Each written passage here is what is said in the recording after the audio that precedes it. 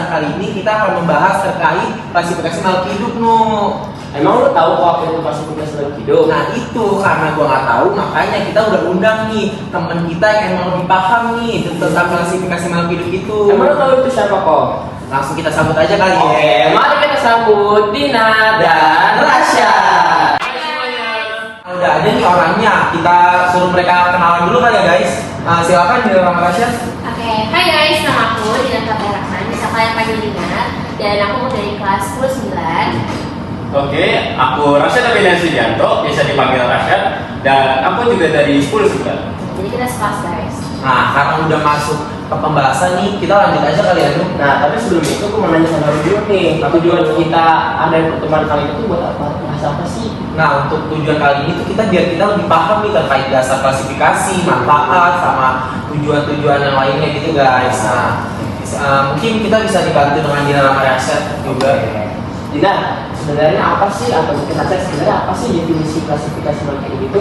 Oke, jadi klasifikasi makhluk hidup ini adalah metode pengelompokan di mana makhluk hidup itu dikelompoki berdasarkan kesamaan ciri-ciri yang mereka miliki. Nah, pada klasifikasi makhluk hidup ini itu pun juga didasari oleh persamaan dan perbedaan ciri yang menunjukkan hubungan evolusi dan dapat disusun sesuai kladogram atau susunan takson gitu.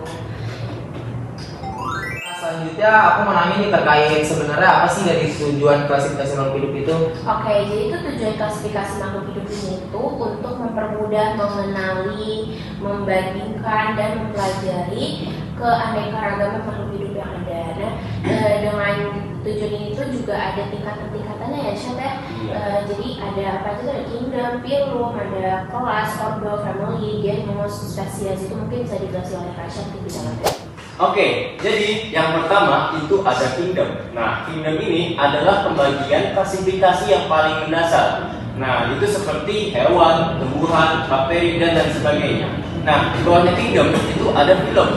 Nah, phylum itu adalah pembagian dari klasifikasi kingdom yang jauh lebih di bawahnya. Jadi biasanya itu pembagiannya itu berdasarkan sistem organisme. Nah, yang selanjutnya kita ada yang namanya kelas. Nah, kelas itu adalah kategori yang jauh lebih spesifik daripada phylum. Nah, di bawahnya kelas itu ada yang namanya ordo. Nah, ordo ini adalah kategori yang lebih sempit dari kelas. Nah, setelah itu ada family. Family itu adalah pengelompokan yang jauh lebih spesifik daripada ordo. Nah, di bawahnya lagi ada yang namanya genus atau tier. Nah, genus itu adalah pengelompokan organisme yang sangat terkait dengan kelompok lainnya. Nah, setelah itu ada yang namanya spesies. Nah, spesies itu adalah pengelompokan organisme yang paling kecil dan yang paling spesifik dari di antara yang lainnya. Oh berarti kayak sebenarnya tuh kayak makin bawah tingkatannya tuh makin spesifik gitu ya? Iya betul. Semakin bawah tingkatannya itu akan semakin detail informasi ataupun pengelompokan yang kita lakukan. Mungkin kayak kita ada beberapa pertanyaan lagi, mungkin Inu bisa nanya. Oke, tadi kan kita sudah masuk kepada klasifikasi tingkat-tingkatan maupun tujuan. Nah, sekarang aku mau nanya nih, apa sih manfaat dari pengelompokan atau klasifikasi makhluk hidup itu? Nah, jadi manfaat dari klasifikasi makhluk hidup itu yang pertama adalah dapat mempelajari tentang identifikasi makhluk hidup ataupun keanekaragaman hayati. Nah, yang kedua adalah mengetahui hubungan keanekaragaman ataupun kekerabatan antara makhluk hidup yang lain dengan makhluk hidup yang satu. Gitu sih. Oh ya, di dalam klasifikasi makhluk hidup ini tuh juga ada tataannya. Jadi ada caranya juga, yaitu yang pertama itu kita bisa mengamati sifat-sifat daripada makhluk hidup tersebut, dan kedua itu pengelompokan makhluk hidup yang sesuai cirinya. Mungkin ada contoh kucing gitu yang mungkin ada yang sama, nah itu bisa dikelompok-kelompokkan gitu. Nah, yang ketiga itu ada berdasarkan morfologi, anatomi, dan fisiologi. Nah, yang keempat ini berdasarkan hubungan kekerabatan gitu. Jadi klasifikasi makhluk hidup ini tuh juga sangat luas gitu. Nah, izin menambahkan ya. Jadi untuk cara pengklasifikasiannya itu bisa kita lakukan penelitiannya melalui seperti Wikipedia ataupun sumber-sumber lainnya gitu.